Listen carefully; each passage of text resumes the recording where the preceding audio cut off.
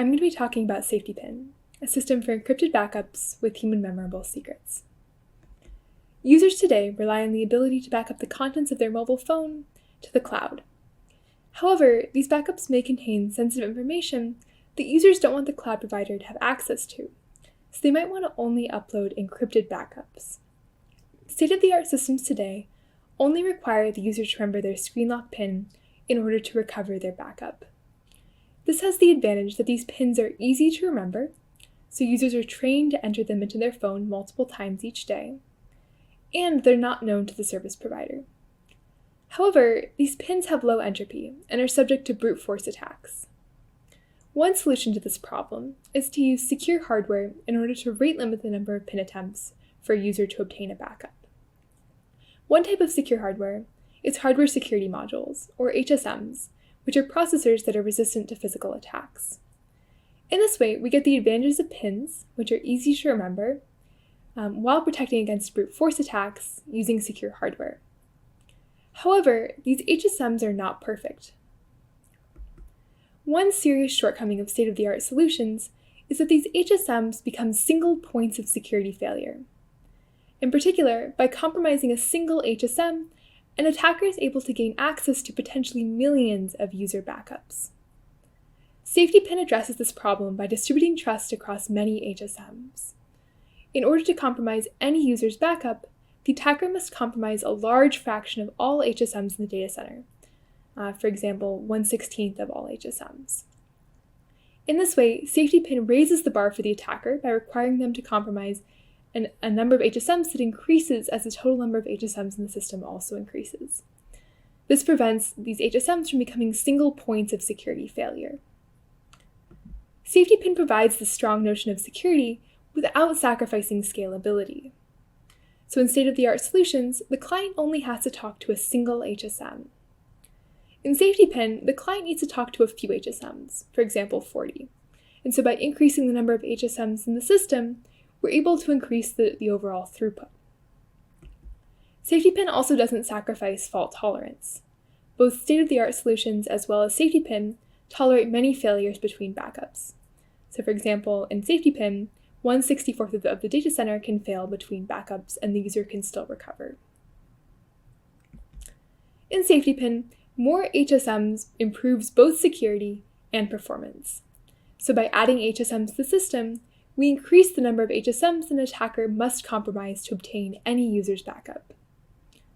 We claim that this is valuable because compromising more HSMs is more expensive. So the cost of physical attacks scales linearly with the number of HSMs. In particular, physically attacking more HSMs also increases the risk of exposure for the attacker. So removing a single HSM is easier than removing many HSMs from many different data centers. SafetyPin also provides some protection against software bugs if the deployment uses a diverse set of HSMs, but we focus largely on physical attacks. SafetyPin also provides scalability. So as the number of HSMs in the system increases, the number of recoveries processed per second increases as well. So to explain why the security guarantee is valuable, let's consider the following attack scenario. So let's say we have a service provider, for example, Google, that sets up the system correctly. So the service provider cares about its reputation and it wants to win users' trust by ensuring that it won't be able to access their encrypted backups. Then, at some later point in time, a powerful attacker wants to obtain user backups. So for example, this might be a state-level attacker. This attacker can observe and modify network traffic within the data center. It can also control the storage server, so it can see any data stored there and modify any data as well. This attacker can also adaptively compromise many HSMs in the system. So state-of-the-art systems do not defend against this type of attacker because by compromising a single HSM, this attacker is able to obtain potentially millions of user backups. However, SafetyPin does defend against this class of attacker. So for the rest of this talk, I'm going to start off by discussing the design of SafetyPin, starting off with an overview and then discussing the problem of scalable rate limiting. And then later on, I'm going to talk about our implementation and evaluation. So I'm going to start off with the design overview. So the key idea in our design of SafetyPin is to hide the identities of a small, fixed set of HSMs that a user can recover with. This is scalable because the user only has to interact with a small set of HSMs in order to recover. So by adding HSMs to the system, we're able to increase the overall throughput. It's also secure because without the PIN, the attacker can't identify the set of HSMs that it needs to compromise in order to obtain the user's backup. So for the rest of this talk, I'm going to talk about the system parameterized to support 1 billion recoveries per year with 128-bit security. But we also show in the paper how you can parameterize the system to support different size deployments at different security levels. So I'm going to start off with how you back up some message. So the client is going to start off by selecting some 40 HSMs using its PIN. So it's just going to hash the PIN with some user-specific salt. Then it's going to break the message into 40 shares such that only half the shares are needed to recover. And it's important that only half the shares are needed to recover in order to preserve fault tolerance. So even if some of the HSMs fail, the client is still able to recover its backup. Then the client is going to encrypt each share to a selected HSM. It's going to send the ciphertexts to the storage server. Later on, the client can then retrieve these ciphertexts from the storage server when it needs to recover its backup. So this scheme is secure because the attacker can't identify the set of HSMs without the PIN. This is the case because the client doesn't interact with the HSMs at all. So a network attacker can't determine their identities. So the client is just thinking about which set of HSMs to encrypt to, and then it only sends ciphertexts to the storage server. It's also secure because the ciphertexts themselves don't leak the identities of the HSMs. So if an attacker compromises the storage server and sees a set of ciphertexts, it doesn't know which HSMs to break into. And we discussed why this is the case in the paper. So now I'm going to talk about how we recover some message. So the client is going to start off by retrieving the set of ciphertexts it's stored at the storage server, and then it's going to compute the set of 40 HSMs in the same way that it did before. So it's just going to hash the PIN with the user-specific salt.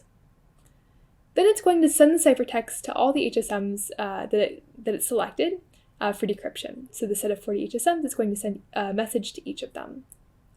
And these HSMs are going to rate limit the number of attempts that the user gets in order to decrypt. The client is going to get shares of the message back, and then using those, it's going to assemble the original message, completing the recovery process.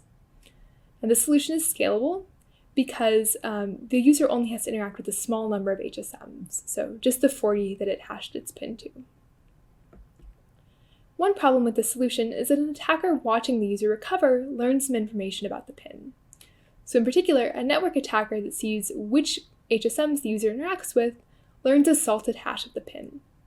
This is problematic because a user might reuse their PIN across different services, and we don't want an attacker to learn information about a commonly used PIN. We discuss techniques to mitigate this leakage in SafetyPin, and we also show how to prevent an attacker who learns the identities of these HSMs from later breaking into them and obtaining the user's backup. So now I'm going to move on to the problem of scalable rate limiting. So recall that the whole reason for introducing secure hardware in the first place was to enforce a global PIN attempt limit for every user in the system. The problem is that this can potentially introduce a scalability bottleneck for us, because every HSM needs to maintain state about every user in the system, and we don't want each HSM to have to do work linear in the number of total recovery attempts. So our idea is to use a public append-only log that's collectively maintained by the HSMs. And for the rest of this talk, I'm going to show a simplified version that only allows a single recovery attempt. So now I'm going to discuss the design of our distributed log. So we're going to structure our log as a set of key value pairs. The service provider is going to maintain this log, so it's going to perform any insertions into the log and updates. And each HSM is only going to store a log digest. So the state of this log is large. The HSMs don't need to store it all in their own memory. This log needs to maintain this core invariant that if an HSM accepts a key value pair, that HSM will not accept a different key value pair later on, where the key is the same, but the values differ. This is going to allow us to implement scalable rate limiting in the following way. So each key is going to correspond to a username, and each value is going to be a commitment to an individual recovery attempt.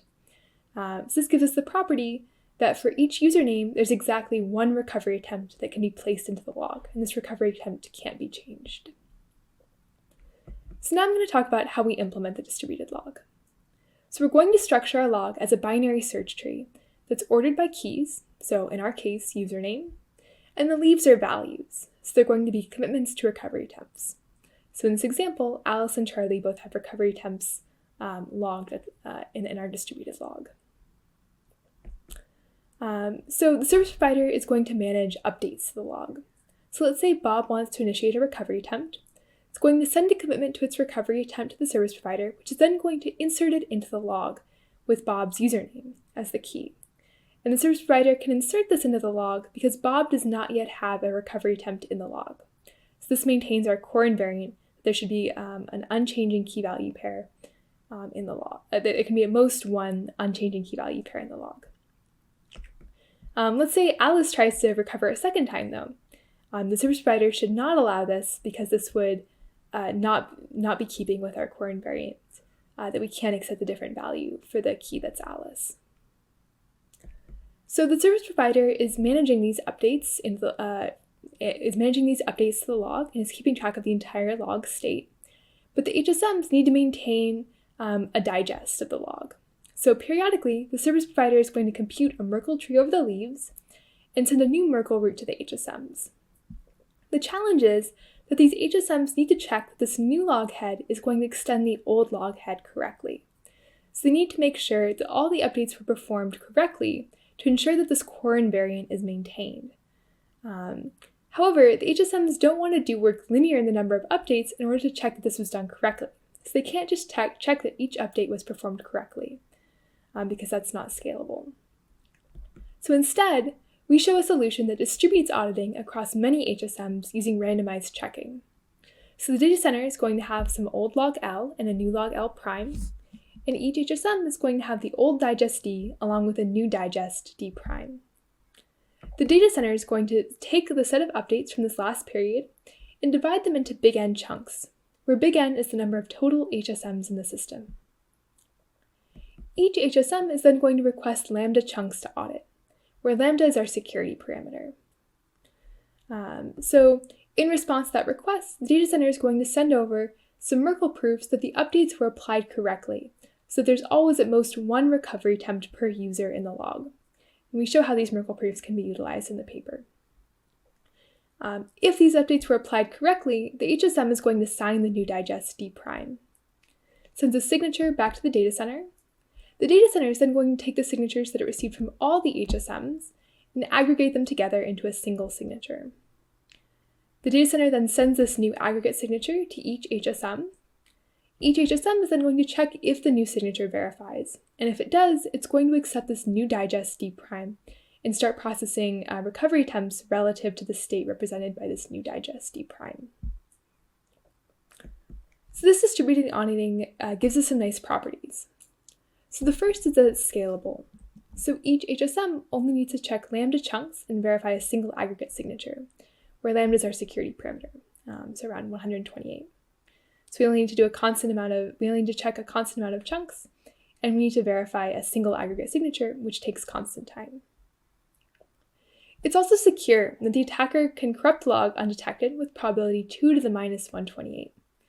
So the probability that the attacker can corrupt log without detection is the probability that no honest HSM audits that chunk. And because each HSM requests 128 chunks to audit, this probability is 2 to the minus 128. We also get some nice transparency benefits. In particular, clients can monitor the log for recovery attempts made on their behalf. This is useful so a client can tell if there is a brute force attack being made on their PIN. External auditors can also audit this log.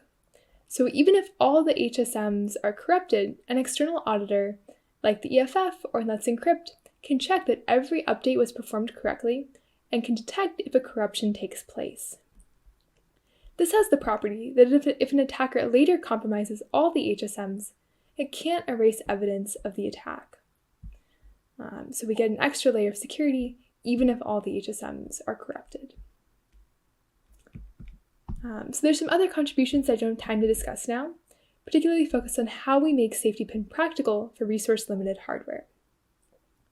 So one challenge is that at the time of recovery, the attacker sees which HSMs it needs to compromise in order to obtain a user's backup.